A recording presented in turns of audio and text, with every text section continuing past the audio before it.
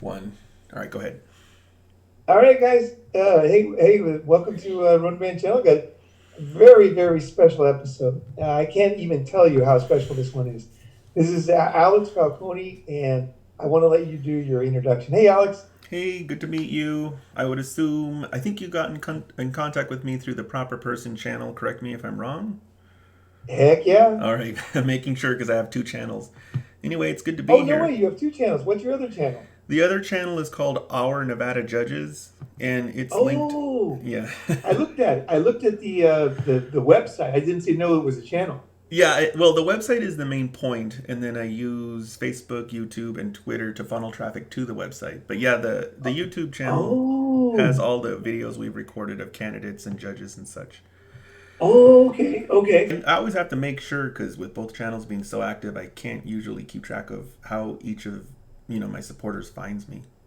Right. Okay, so let's tell everybody. Okay, let me just say that a lot of guys on the channel they see and I wish this was live so I could get the questions, but they see the justice system as somewhat being, biased against guys, Hmm. and I think this is a very common kind of belief or understanding. Is Yeah. that the justice system, and I think that I got to say that there's all different ages of guys on here, and there's different experiences in different countries. We have people like from Africa, like everywhere in the world, like Israel, Japan, Korea, everywhere. So there's different experiences all over the world. But I think historically, and then now is a different thing, especially in a place like Vegas. What's your take on that? What I know you have a very special take, and I really There is appreciate it. bias. My take is there's definitely bias. There's gender bias too. I have a video on the topic gender bias. What I always tell people is you aren't going to get rid of the bias by yelling and screaming about it. Maybe for a short while you will. But what got rid of the Yeah. bias in Nevada was statutes. Why do dads get joint physical custody more often now than they used to? Is it because the bias went away? No, it didn't go away. It's because the legislature enacted a statute that forced the judges to do that. So you're going to Oh. wherever there's a concept in the court of law called discretion, which is sort of the wiggle room that the judges have in certain areas of the law, and wherever you have discretion is where the bias will bleed through. So you will still see gender bias bleed through. It'll just be in other areas of the law. Typically, a contempt of court, for example, there's still a massive amount of discretion there, and so you may see men held in contempt more often than women. You may see men imprisoned more often than women. You may see more severe sanctions because there's just so much discretion. You don't see that with the physical custody awards anymore because the law says so. And this is what you're going to see with child support too. Child support is largely formulaic. So why did my ex have to pay so much child support? Where was the bias? There was no bias there because the plain language rule didn't allow there to be any bias. Sometimes this is where I won most of my appeals. A lot of people think it was just kind of a, hey, can you just tell me what your opinion is, Supreme Court? No, that's not how it works. I would file an appeal, and 3 out of the 4 appeals I won on statutory construction. So what I tell people is if you want to see bias go away, you have to enact more statutes. I don't want to take over the conversation, but that, yes, there is bias there, and it goes away where the law takes it away. Right, and that's an important distinction. I heard that on one of your videos, and I wanted to kind of like let the guys understand. So what that is basically sometimes the law is very clear, and then other times it's kind of like depends on, okay, the judge feels this or that, Hmm. and that's discretion, right? How do you describe discretion? Because that's the danger zone, right? If somebody has a beef or they have a special way of looking at things, they might Well, that's where they we're might be biased, right? Where is discretion? Where is it? Like the what? discretion is where the legislature leaves it. Where our lawmakers decide where it is and where it isn't. They will create a law, and in the language of the law. So, for example, you may okay. I'll go ahead and go into two different laws that discuss an award of attorney fees. In Nevada, we have NRS .010 subsection 2, which requires you show two things. Number one, that the person actually lost, and number two, that the issue that they lost on was brought without reasonable grounds. So for a judge to award an attorney fee, for a judge to award attorney fees, they have to satisfy those two subsections of the statute. If they don't do that, the Supreme Court will intervene and overturn the decision.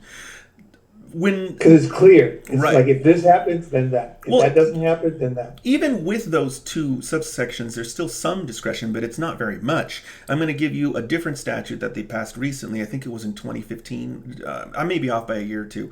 That statute was added to the child custody sort of general blob of statutes, and it's at the very bottom, and it says that a judge can award attorney fees for the most part whenever they feel like it, as long as there is an issue of custody before the court, including to the losing party. It doesn't say that in the law. It just doesn't say anything. It just says that the judge has the discretion to award fees. So here's a different law where there no longer is a requirement that you win or lose, where there no longer is a requirement that you show that you have brought an issue without any reasonable basis or to harass the other person.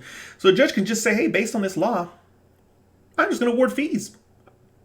And there's almost nothing you could do about it unless you can show an abuse of discretion, which is very difficult to do. It's much easier. Right. Three of my appeals were won on the plain language rule. A statute said to do something, the judge didn't do it, it was overturned on appeal. So Right. So very clear. it's much easier to control the courts through plain language than it is by giving them wiggle room. A lot of people, well, not people, a lot of attorneys will say, well, the family courts need more the ability to sort of decide because all these cases are different. You know what that does is it favors the attorneys because they have relationships with the judiciary. They've gone to school with them. They see them every day. They have a working relationship. It doesn't help us. We're nobodies. We go into court by ourselves, representing ourselves. Nobody knows who we are. And so where there's discretion is where the attorney is going to have an advantage. Where there is none is where I'm going to win because that's the law is clear. It says you can't do this. It doesn't matter how many lunches you went with that judge or how many times you saw them back in law school. None of that matters. You can try and rule against me, but I'm going to get it overturned. Whereas over here, you have these massive discretionary windows. Now all of a sudden that attorney has leverage. Go ahead. Right. But ordinary people don't know any of this. Ordinary people don't understand the law. It's not really fair. So ordinary people who go through the child custody, divorce, child support stuff all the time really don't understand how much power they have because they outnumber attorneys 100 to 1. But they just don't know how any of these rules work. They don't know how the procedure works. They don't know how to file an appeal. They don't know how to make a record. Right. They don't know the standard of review. They don't know any of this stuff. So this is how a teeny tiny percentage of the population controls the entire industry. And it's, how would you complain like effectively if something happened? Let's say there was something that was, misconduct, right? Like judges or attorneys. Like what would you? Let's say, for example, there's an attorney. What would you do? Like what's the way? There's two or three ways. So the first way is you can file a grievance with the bar, but if it's your opponent's attorney, it's not going to go anywhere. That's mainly meant for attorneys who violate the rules of professional conduct, which almost always involves some kind of failure to meet the needs of their client in some way, shape, or form. There are other ways to nail an attorney with RPC violations, but usually it's their own client. In fact, I have a video called Attacking or Targeting the Attorney, which tells people not to do that because 99% of the time it fails and it blows up in your face.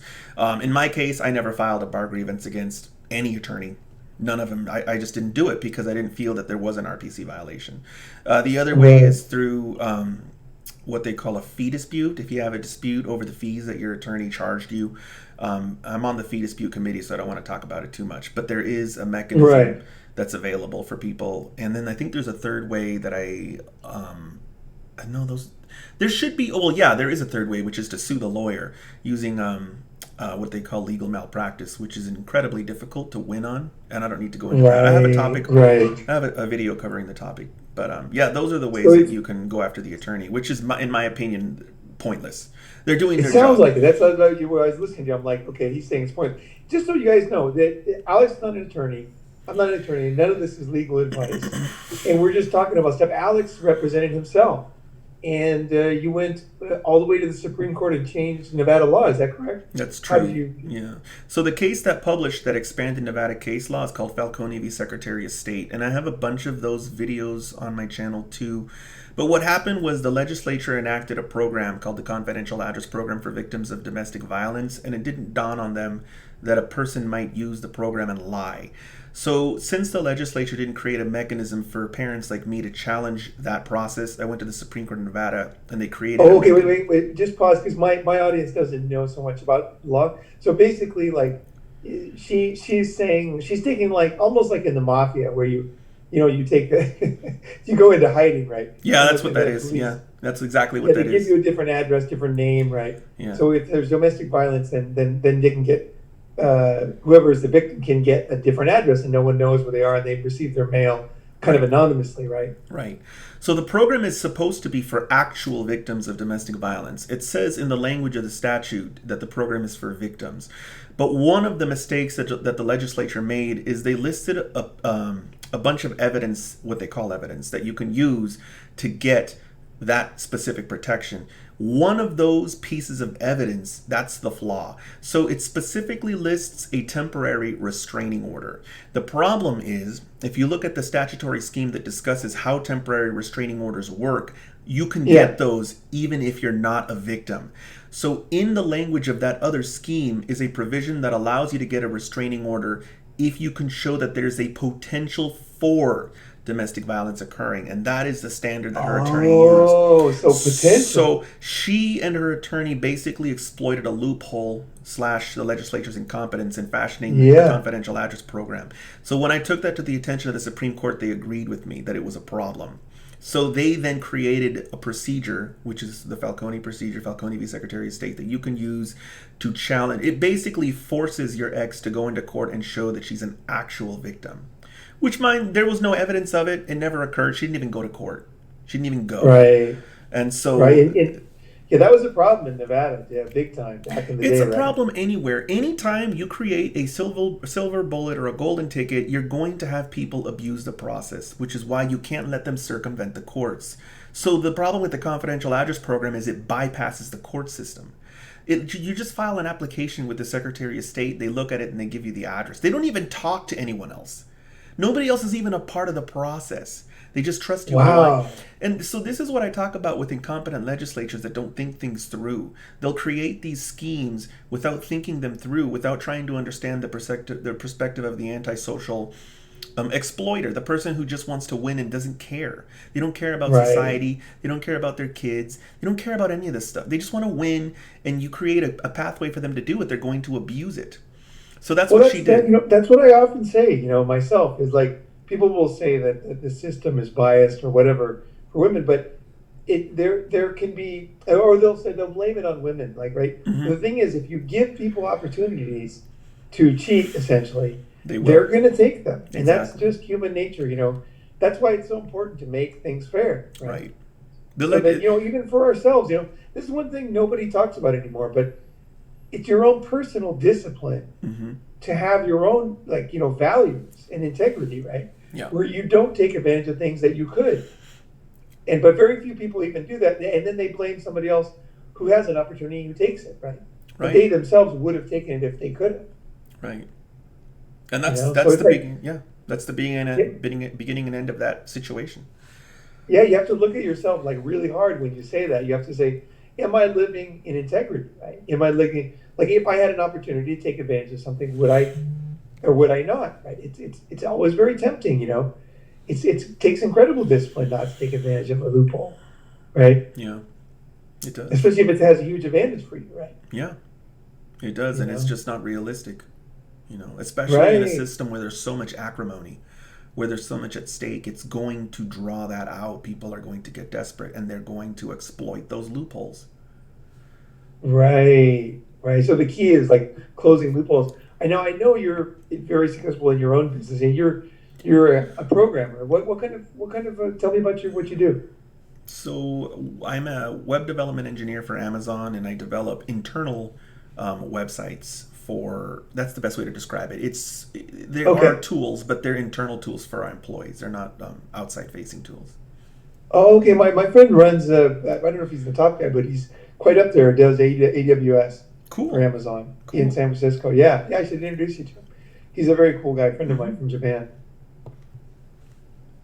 Yeah, he's over at. I go see him once in a while. I love Amazon, actually. Everybody hates Amazon. I did. Yeah, I'm like blown away by.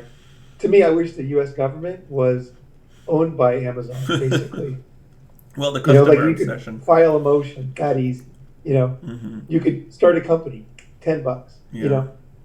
Yeah, I've often told people the same thing. Is it's interesting that so many people hate Amazon. Yet if the government used some of the tenets that Jeff Bezos put together, maybe it would be better at serving the people. The tenets are amazing. I use them all the time, even outside of work. So The tenants yeah, the tenets of Amazon, customer obsession. There's quite a few of them. oh, We don't okay, need to go okay. over them. That's just internal stuff, I guess. I thought it was pretty well Now, known publicly. what I like about Amazon is, I think that, like for example, let's say that this is like my wild theory here. I'll throw my wild theory at you. So okay, so we vote right now. Right now, there's an election going on for a person, two people, right? Would you rather vote for people, or would you rather vote for only issues? It's pretty Like cool. if you could get like say 1,500, you could choose as many as everybody could choose a certain amount of issues they vote on. I'd rather have people vote. I'd rather vote on issues. Like I don't want to vote on a human being, and then I hope that he does what he says he's going to do before he gets elected. Like if I voted for you, I said, "Hey, Alex, I need a new cell phone. I want to get the iPhone 12 Pro Max." And then you change your mind and you say, "Well, no, I think we should get the 12 because it's a better deal." Hmm. And then I elected you, right, to buy my phone. Why would I do that? I want to buy a fucking phone. I'm going to buy the phone. You know Yeah. what I mean? I think you're describing a futuristic type of government called virtual democracy, where people. Oh, really? There's a word for it. Yeah, but I mean, I don't know all about it. I just have heard that it's an idea, just like what you described, where there are no representatives, where the public votes on everything. There is no people. Virtual democracy. Oh, I love it. And to me, like all these guys, any politician is like when I go to run up like McDonald's and there's like that statue in front. They're all like that to me. I don't want to vote for any person, just the issues. You know, should you tax this area? Should somebody have this loophole in family court? Hmm. Just that issue, right? That's what I want. That one issue. That's what I care Yeah. about. Yeah, you probably get a lot more done that way. But Yeah. unfortunately, we don't have that system. Yeah. Instead, we vote for somebody, some human. But okay, so what? Okay, now for people that are thinking about, like, say, okay, here's what I see, and I want to see what your take is on this. A lot of guys, they have problems with, let's say, their wife, girlfriend, and their kids, and more guys are giving up. They're not fighting for their kids. They're just basically, or they're not having kids. They're afraid that it's against them. It's too difficult. Kind of like there's no hope or whatever. And then I know as you go through something that hard, like a very difficult trial, it is very difficult mentally, emotionally, to keep going, to struggle, and for yourself to represent yourself and to get to the Supreme Court without even being a lawyer. I mean, you must have gone through so many internal struggles where you thought of giving up, where you felt like it was no hope. How could you describe the internal state that you went through I mean, it was as you went through terrible. your whole process? I had to drop out of school. It took me 12 years to graduate. I couldn't No work. way. Yeah, 12 I years. mean, of course, it has an impact. It has a huge impact. You can't sleep for the first few years. It's difficult. Later on, ironically, I remember adapting to it and getting used to it. And actually, now it's more of a plus than a minus. Now I'm really used to having stuff that's pending, and I don't really think about it. Like in the past, if something was pending, I would just obsess about it, and I'd want to know what's going to come of this. What's going to come of this? Now I'll have Yeah. like 7 or 8 different things that are pending, and I just kind of put them in this back corner of my brain, and I just get continue to do whatever I need to do for the day. It's an interesting skill that I developed, but yeah, I had to go through years of anxiety, and it totally freezes you up. It cripples you mentally. Right. So you have things on the table that are quite scary and new Yeah. and have enormous impact, could have enormous impact in your life. And you've learned to basically put them in, what do you call it? Not perspective, but almost on a schedule. Like I'll get Yeah. to that when it comes. It's a cool skill. I mean, now, I wish more How do people you use had that in it. your life now that you've developed that? Well, I could have, um, like maybe I'll have an interview with a judge that's coming up in 2 weeks, and like if I was just back, to my 26-year-old, 27-year-old self, I would be unable to do anything else, constantly planning for that. And now it can just kind of sit there, and I'll get all my other stuff done, and then like literally the day before, I'll plan for it. I couldn't do that before. It's just what you get used to when you're waiting for hearings. Hearings are coming, deadlines are coming in court, and you just forcefully develop. You're forced to develop that skill. You kind of do your mental push-ups, and you get used to same thing. I hope that was a good analogy. No, no, I get it. So right, right. Yeah. How long did it take you to develop that, or when did you find yourself, or how did that kind of happen? Do you remember? It just gradually increased over time, but I would say within like a couple of years, I got used to it. I got very used to it. Okay, okay. Right. How do you like if you're thinking about, let's say, your demeanor in court, right? So you're gonna appear in court in the beginning, right? How do you like not come off, come off the way you want to come off, not in a bad way, not angry. It's You hard. want to be respectful, but at the same time, obviously, you really want to remember all the details, and you want to make sure that you protect yourself, right? You want to be out for your best, for the good of what you've decided is the best thing. How do you keep that balance in real time when you're in court? So the way, I mean, there were quite a few different things that I developed over the years, but towards the very end, my pattern was as follows. So number one, I would plan to lose, and number two, I wouldn't care. Wow, plan to lose. Well, the reason why is because I would plan the appeal before I even went into court. So I would Oh, go, no way. and actually, that's when I started to win the most. This strategy worked really well for me. So I would plan to lose, and I would Oh make a my list of gosh. all of the decisions that the judge was going to make against me, and I would find Okay. out how I could corner the judge or straitjacket them with statutory language, or if I needed to, the facts. I usually preferred to keep it as law centric as possible because you have a better review on the appellate court when it's a legal principle that you raise versus arguing with the facts. So I would set up the case Right. planning to lose. I would find all of the possible ways that the judge could screw me over. And then I would go into court and I would know what I would need to be read into the record to preserve it for an argument on appeal. So I would almost feel like I was arguing to the Supreme Court before I was even in front of the Supreme Court. And I started to just win left and right once I started to do that. I was kind of surprised by it because I was expecting them, like I told you, to rule against me. And a few times they did, and I filed appeals and won. But that's what I would use. I mean, this stuff isn't. How do you? I mean, you can't find any of this stuff online. I mean, I'm just telling you this is what I did and this is what worked. That's what I would do. I just had Right. So such so a so in other negative. words, you were in the case, but you were thinking, okay, if I lose this, here's what I'm going to do. Here's how I'm going to handle this. Here's how I'm going to fix it. And that in itself sounds like something that would really make you confident, right? Because you're like, okay, if this doesn't go well, I'm going to do this. I've got a plan. Here's what I'm going to do next. Right, Here's how I'm going to handle that. right. So it's not like everything's riding on this, and if not, no plan, right? It's always like, okay, I'll do an appeal. Yeah, that's built in. It's not a shock. The appeal was built into my path to victory. And so then if most of the times when I would do that I would just win outright. And then there were a few times that I actually did have to appeal. Right. One of your videos, and I can't remember which one it was. Like I said, I've watched over 100 of your videos. Well, one of them was oh God, now I lost what it was. But I watched. God, I've learned so much from your videos. I've learned. I cannot tell you how much peace of mind your videos have given me. I'm serious.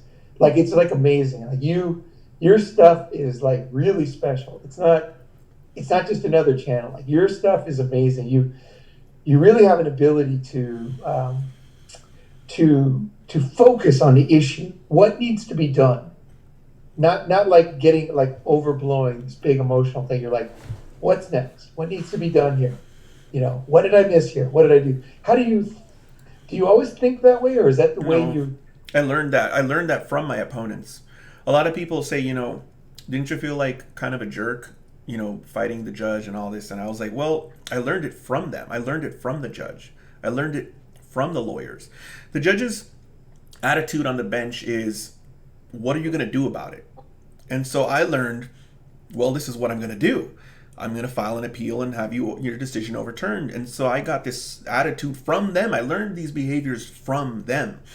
They don't they Oh, don't really care about the emotions. I mean, they're not emotionally attached, especially when they're doing 1 to 2,000 cases a year. They may even do more than that. I don't know how many they do.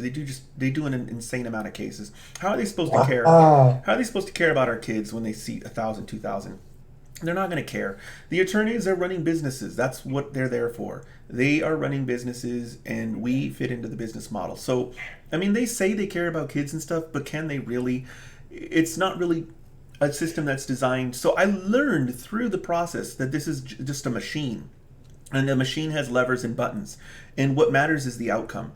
So if your child is being abused and neglected, do you really care about the 5 or 6 canned statements that the judge is regurgitating to you from the bench, or do you care about the contents of the court's order?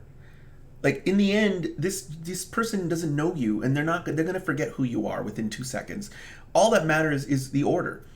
And all these things I learned from them, to take the emotion out, because the emotion doesn't work, and you use these forceful arm twisty tactics because those are what work. When you go into court and you're asking for something that everyone gets all the time, of course you don't have to know anything. You can just go in and ask and beg, and you'll usually get it because everyone gets that.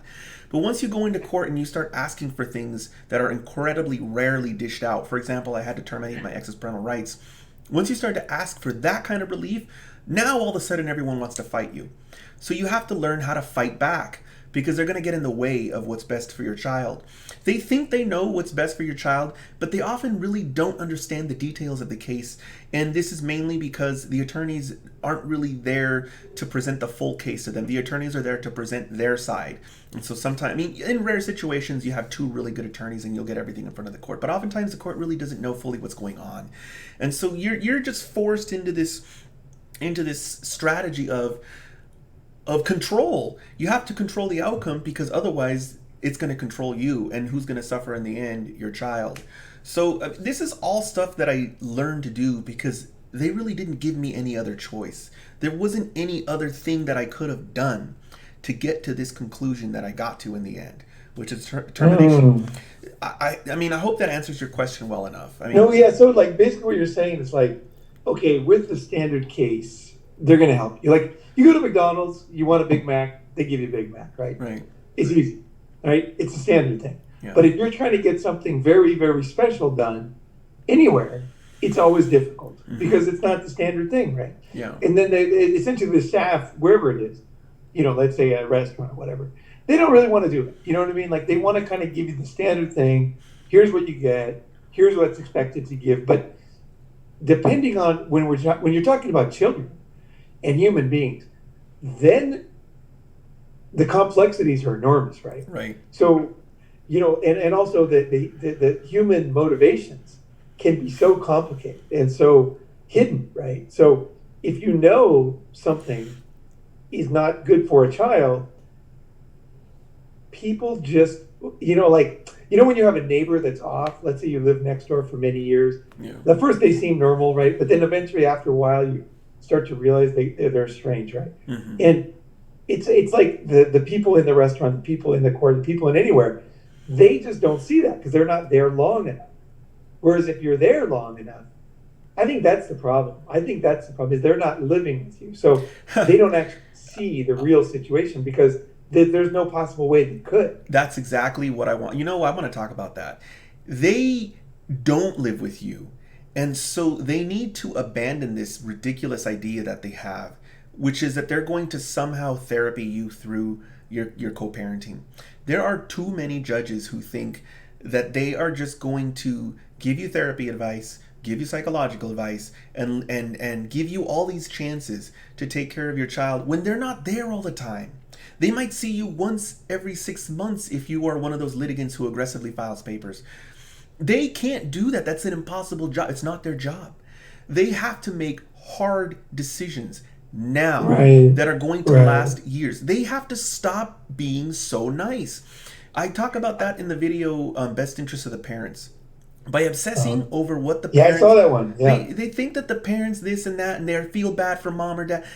All they're doing is satisfying the best interest of the parents when they do that. When they give therapy advice from the bench, those people aren't going to listen to them. They're not going to see them for months/years. So they can't live with you. So they have to take that hearing seriously because that snapshot in time is all they've got to go off of. And when they make their decision going forward, they need to abandon this idea that, oh, well, if things don't go well, I'll just help them out when they come back. Or I'll give this mom 3 more chances, or this dad 2 more chances. That is such a horrible approach to these cases, because what happens is the parents just give up because they can't afford it. They're in a financial stranglehold. And you have some judges that are just flat out rude. And those parents don't come back because they get traumatized. They go through the court system and they get traumatized, so they don't want to come back. And so oftentimes these judges think, hey, if these people aren't coming back, everything must be going well now. Nope. I have a Right, video on that right. topic. That video is called End of Filings is Not End of Abuse. And you No, have I saw that one. judges Yeah. who think that, oh, now that nobody's filing anything, everything must be hunky-dory in that family. When really what's happened is one of the parents They gave gave up up. and the other parent is abusing the child into oblivion. Child goes off and shoots up a Walmart or something. They have to they have so many of these ideas in their head that are nowhere near reality. And until Well, it's the they same. It's the same with, like if you think about anything with human nature, right? Let's say you have a child, and they're adults, let's say 18, but they just have problems, like they're using drugs. You're trying to help them. You send them to rehab or whatever. You pay all this money. You do everything you can, but there's a point where you just say, you just give up, right? And it's like then the like essentially the court would only see that. They'd say, oh, things are fine now. You know, yeah, he's not asking anymore. It's like, yeah, well, he totally gave up because his son, he doesn't know what to do with him anymore, right, and he needs help, right? He needs more help than ever, right. But that's when people will say, okay, because people, I think in general, I mean, this is not even anything particular about any field. People can't handle dark things, Hmm. difficult things. I lived in China for 10 years, and I saw some things that were dark at different times. As much as I do love China, but I definitely saw some dark things. And when I describe them to people, they don't want to hear them Hmm. because it's not something that makes them, it's not like watching Netflix. It's not like eating a chocolate bar. It's like Right. everybody thinks they can handle everything. But when you really hear something really dark, it is tough to listen to. Like, I remember when the Sichuan earthquake happened in China, and a friend of mine works for New York Times, so he called me, and he said, "Hey, can you go down there? Because I speak Chinese, right?" So he says, "Hey, can you go down there and translate and do a bunch of news stuff?" So I said, "Okay," because it's not even my business. But I said, "Okay." So I went down there, and I went to a school, and like thousands of kids died, Wow. and I had never been in a situation like that. It just happened, right? It was like one day afterwards, and you could smell death like everywhere, like a really strong smell. And like I started to translate stories to people, and I just started crying. I just couldn't even like. It was weirdly weirdest thing, and then the combination of the smell of death everywhere, which I had never smelled before. You know, it was Yeah. really strong. Like one whole village of people disappeared. The whole village. It was like concrete and this like up in a what do you call it, like a valley, and then it just crumbled. The whole village just became dust. Nobody, nothing, no cars, nothing. Wow. And these kind of things, like, they were very difficult for me to deal with. And then when I came back, to Shanghai, I mean, definitely, like, people did not want to really, they didn't really want to know. You know what I mean? So Yeah. I think too. I think judges. I think anybody in the family court system, probably at some level, they know that there's some dark stuff going on. You know, is that people take advantage of the system, and there's people who actually actually are the exact opposite of the best interest, and it's probably like something that they would, you know what I mean, just like every human, like, rather not think about, right? It's just, I just, you know what I mean? Yeah. It's like not comfortable, right? And I think when it comes to family court and things like that, you're dealing with stuff like that. You're dealing with people at the deepest level, right? And people with problems and problems going on. Right. And those problems are fucking difficult, right? Hmm. Complicated. Yeah. But you have to make that's your job. That's what you were elected to do. So they need to do their jobs. That's Well, the they need to, but again, it's like if you don't live with somebody, you can't really know either. well, they're Like actually they're given presentations and they find out the things that are occurring and they can make a decision based on those things that are occurring. They don't need to live with you. They don't need to supervise the family. They need to make the tough decision, which is, this particular parent isn't taking their child to school. That one is. Everything else seems fine. That's a big enough deal. Boom, custody change. Done. But instead, there is, go to therapy. Figure out how to work things out. I'm going to give you one more chance. And all that happens is the child suffers more. It's all that. I mean, most of the parents work out their issues on their own. And so the courts, I think, have this skewed perspective that all of these parents have issues, when really it's just a small percentage of parents that actually need you to intervene and make the decision. The ones that aren't coming to court have figured it out. You don't have to worry about them. It's going fine with them. But when you have parents that are coming back to court asking you to step in and make a decision, you have to step in and make the decision. That's why you were elected. Instead, you have indecision and you have repeated filings because they're not doing enough. And so the abuse continues. In my case, this is one of the things that I tell people. In my case, there was a judge who ordered our son be exchanged at midnight. So I tried to change it, denied. Tried to change it a second time, denied. Tried to change it a third time, denied. Do you know why he denied those 3 times? Why? He wanted me to work it out with my ex. And I didn't, she wouldn't do it. So it kept happening. Right. So he was exchanged at midnight from ages 2 to age 3, 4, 5, 6. That sounds about right. I saw the court case that you sent me. Yeah. 12:30. Because this judge had this ridiculous idea in his head that he was going to tell us to figure out how to work it out. And so this child has to suffer for 4 years because this judge doesn't know how to do his job. And that's the situation. Why do you think we're there? Because we can't work it out. That's why we need you to order one of us to do it. That's the point of court. That's the point. That's why people are there. I feel like they think that they're going to just somehow manage all of these cases and get them to just magically change their minds and work things out. And I think they think it works because some of the cases stop coming back. And they tell themselves this lie that it's working. It worked with these other. I did this 20 times and these are the only 3 that are coming back. So those other 17, no. Those other 17 just gave up. And so that child is being abused now.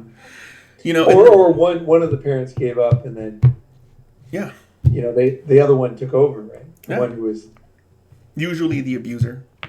Right. The reason why that happens, people say, why do you say that? Are you just being flippant? Are you just jaded? No, it's not. The reason why that happens is because the abuser's ruthless. So the person who is more ruthless is the person who is going to come away from a situation where the court doesn't step in. The ruthless parent is the one who really doesn't feel that bad about inflicting damage to their child. So anytime you tell the parents to just go work it out, outside of court, the parent who loves and cares for the child and who is going to have limits as to what they will resort to is always going to be the losing parent compared to the other parent who's ruthless and doesn't care. They don't feel bad about it. So the court is supposed to be there to actually force the right thing to occur. And instead you have courts that just throw their hands up and say, you guys will figure it out. And they don't. The targeted parent gives up and the ruthless parent takes control and the child suffers. Yeah, I've seen definitely situations I've been when I was younger, close to situations where the couples would stay together, but essentially one person would just totally dominate and control, and definitely to the detriment of everybody in the house, right? Yep. And it's like they would still be there, but it was like everybody was just getting abused like crazy. Yep. Because nobody could do anything. They were not capable of standing up to the other person. And you can't, because if you do stand up to the other person, now the child sees a conflict. And they know that. So the ruthless parent knows that and doesn't care. See, that's another thing. I think a lot of people think that people just accidentally abuse children. I don't know where this idea came from.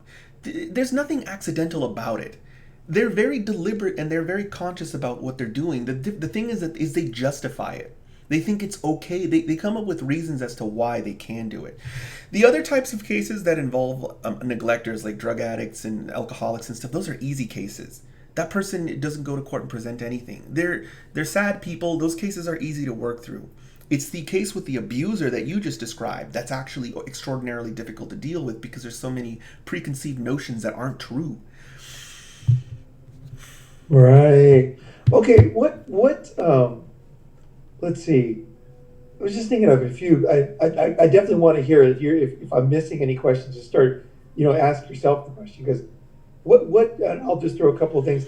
I was thinking like one of the things I think that people before they consider representing themselves, right? They don't, they look at a gobbledygook, like let's say, legal document with numbers everywhere and weird words all over the place, and then that's not an exaggeration. They're total gobbledygook, right? Mm-hmm. And if they look at it and they think, I can't do this. Like I could never, I didn't even understand what this thing's about. Like I wouldn't even know, and then they have to file another gobbledygook, crazy thing just to get going. Like, where do you start? Like in the beginning, how did you feel when you looked at all the documents and, did you, like, did you have somebody help you or did you just sit in the library all the time or? In the beginning, I Because used with COVID, I think a lot of them are closed. Yeah, in the beginning, I used the law library and the internet, and then now there's plenty of stuff online now. Anyway, the thing is, you don't have a choice. It's amazing what you can do when you really don't have a choice. When you're so poor that you can't even afford the cheapest of the cheapest lawyers. And Yeah. the thing is, the tricky thing is not giving up. That's the actual tricky part. I mean, if you take an ordinary average person, my GPA, by the way, was 2.07, just so you know. If you just No take it, way. yeah, it was a I 2. figured you were 4.0. No, not even close. If you just take No an way. ordinary person and you take away all their choices and you say, hey, you have one choice because you're too poor, represent yourself or represent yourself. It's easy to do something when you don't have any other choice. And why Or would you're I? going to lose your kids. Right, you're going to lose your kids unless you represent yourself. Figure it out. That's it. That was my choice. I didn't So have. basically, mother, like necessity is the mother of invention It's type thing. true. It's completely why. If I was an engineer Right. when I went through this case, I wouldn't have represented myself. I would have hired someone and I would have probably lost. But I was too poor to hire anyone. So I had to figure it out on my own. And so I did. And it took a long time. You should watch the series from beginning to end and look at the documents that I put together from parts 1 through 30 versus the ones that I put together from parts 100 to 130. Over time they got better. That's just natural. You get better at something as you do it. And I got to Right. where I I, am I now. watched I watched quite a few of that series. I haven't gotten through all of it, and a lot of the motions and stuff were stuff that I didn't really wasn't stuff I had to do. So I was kind of like it was difficult to keep focused. But Yeah. I want to go through that whole thing. Yeah. And then, of course, I learned from my opponent. So, my ex attorney, I would assimilate her tactics. And then, eventually I started to realize there was stuff she was doing that was wrong. But use everything. Use your opponent's papers. Learn, hey, she's citing laws and that seems to work. So, I'm going to start doing that. Eventually you'll catch up to them and maybe even surpass them depending on how long you're in your child custody case. When you're doing something for 6, 7, 8 years, you get good at it, usually. Maybe not always, but usually. And in this case, I did. It just took a long time. And when people ask about the Supreme Court victories, I lost a bunch of Supreme Court cases before I started to win them. I think I lost 3 or 4. And then I started to win them. It took a while to figure it out. Mm. Most people just give up. They try once or twice and they just give up. Sometimes the court's to blame for that, especially when they sanction the parent. But other times it's just the psychological sort of effect of losing is crippling for a lot of people. And I was able to push past that and say, you know what, I don't care. I'm just going to try again. Well, you know what? For myself, like I'm interested in why I can do this myself. Why is because I had the same mother of invention thing when I was over in. Well, I learned Japanese and Chinese because I lived in both countries. But when I was in China, like I went over there after Japan, and I was older. I was 40, and Chinese was difficult. And I needed to learn quickly. Like I needed to learn like I wanted to be fluent in less than 2 years, and so I got there and I was like, I didn't know one single word. Like I didn't know anything, right? And I needed to learn everything. And I just put on like I literally studied Chinese 24 hours a day. I had Chinese when I was sleeping. I never didn't have Chinese. Like and I had it blasting too, like loud, like the radio on, or I'd Mm-hmm. have TV on, or I'd have like my MP3 on, and I would just have it just like relentless Chinese on all the time, TV. And then when I and then I would be like in class, and then I would like I had a girl like go over my room and then like describe every little thing in my room, like how to use everything. Like, there's my chocolate milk, like, you put chocolate in there, it's powdered, it comes from beans. She would describe the whole thing, and then I would sit there and listen to it in Chinese, the whole thing, right? And then I would learn how to make chocolate milk, how to grind the beans, how to make the glass out of heat and sand, how the spoon is made. She would describe in her own way anything she could think of that was in my room, right? And then I just sat there and listened to that over and over and over and over. And I went to class, and I don't know if I was talented at languages, but I learned fluent Chinese. And it's just because I didn't have a choice, because I didn't have the money to go to do the kind of things that some people I knew did. Mm-hmm. Had private tutors and everything. So it's like sometimes you just have to, like, almost like you can do anything, Yeah. if you just have to. Yeah, if you just, it's true, 100%. That's it. That's what it was with me. It was force. I was forced to do it. So I did. Right. And the only Wow. reason, Did I you, mean, did, everything else was an extension of that. Learning appeals was because I had to defeat the judge. Filing the petition for writ of mandamus against the Secretary of State. Well, the government got in the way. So I had to defeat the government. They got in the way of the best interest of the child. So I had to figure out how to defeat them. It's all forced. The whole thing is forced. I didn't. None of it was fun. I didn't like doing any of it, but they made me do what I had to do to protect my son. It was all. It was mm, all necessity. Nothing was. It's really. It's one of those terrible conclusions that I reached in the end. how old is your son now? Now he's 14. Okay. Okay. Wow. Jeez. If you're going to say, how did other people react? Because I They know a lot just. of times when I'm doing something like difficult, and at the beginning, people will cheer you on, right? Yeah. But then when it really gets difficult, you know what I mean? When you really like have difficult mentally and physically, people get tired of it. They Well, I can't didn't deal talk with to him. it. See, that's another thing that I found that was unusual with my case. So a lot of people do talk to their friends and stuff, their family about their cases, but I never did that. I didn't even really talk to my wife about the case much. I mean, a little bit more because, especially because she became a witness in it. But I always felt like it would burden my friends and family. So I never asked them to listen to that. I never asked them for money. It was I just kept it to myself and worked on it on my own because it just didn't feel right for me to do that. Plus, I always kind of felt like, I mean, people are just going to think you're trying to get support anyway. That's why I didn't start the docket series till I had completely closed my case because people would just And think that's you're one of the trying. first things I noticed about your channel. You're like, I'm already done with this. Don't feel sorry for me. Yeah. Everything's finished. Yeah, You because know. that's what people think you're trying to do, and that's because that's what most people do. They get mad, they lose in court, and so they try and scream at the world for help. But it's not going to work, and everyone's going to think most likely you're the bad parent, and that's why you lost, so go away. So I had to I mean, I couldn't start the series until I was completely done, and until I could say, hey guys, I won this case, it's over. I don't need any of your sympathy. I'm just going to teach you how I did it. So hopefully the rest of you aren't alone, because that's exactly the way it felt. I was alone navigating a maze that nobody had given me any instructions to. So hopefully I can give you guys at least the path that I took, and you can either follow it or draw your own analogies from that. Wow. Yeah, that is so powerful. That is so powerful. I was just thinking back for myself. One very dispiriting thing happened to me when I went there, and I was talking to this older guy, and he was like, he said to me, he said, as a man, you can't offer anything to basically a child. Like, yeah, a woman, that's her job, basically, like, don't try, just make money, don't, and I like was, kind of be honest with this guy. And then he said this, and he was like looking at me like, don't fucking try it, basically, right? Don't try it. Like, the kid doesn't need you. I was like, people can be really mean, Mm-hmm.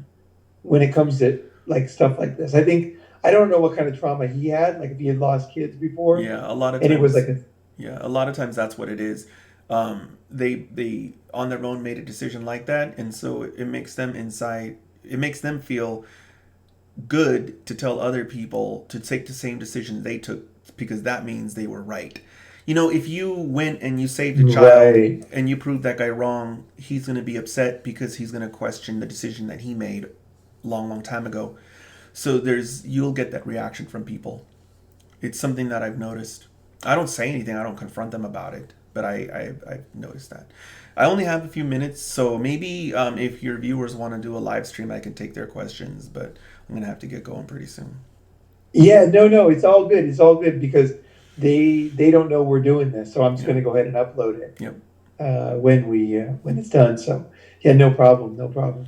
Hey, do you have any tips on practical things like is there any like I use Google Docs, like is there like legal pleading paper like app, or like how do you manage things? How do you organize things? Obviously you don't do paper, right? You're doing it all on the computer.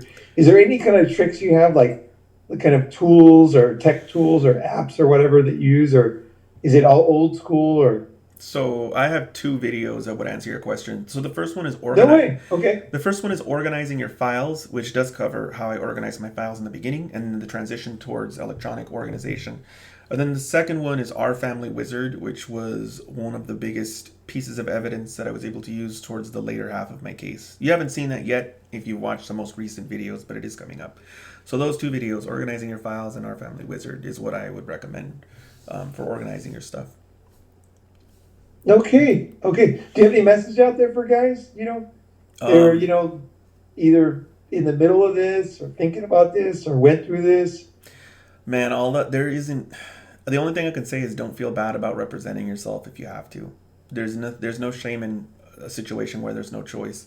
But really, the best advice that I have is complicated, and it's in the videos.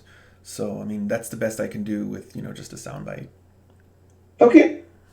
All right, great. Well, look, Alex, thank you so much for taking the time. All right, thanks for having me on. All right. All right, bye.